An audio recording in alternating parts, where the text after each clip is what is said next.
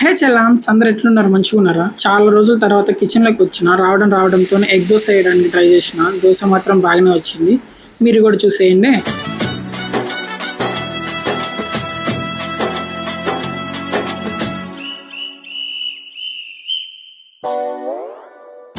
కనుల ఎదుట కలల ఫలము పిలిచినది తందానా సుధ చిందేనా.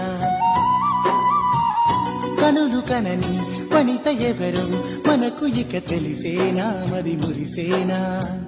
తనను ఇక ఎల్లాగైనా కళ్ళారానే చూడాలి. పగలు మరి కల్లోనైనా ఎల్లోరాతో ఆడాలి.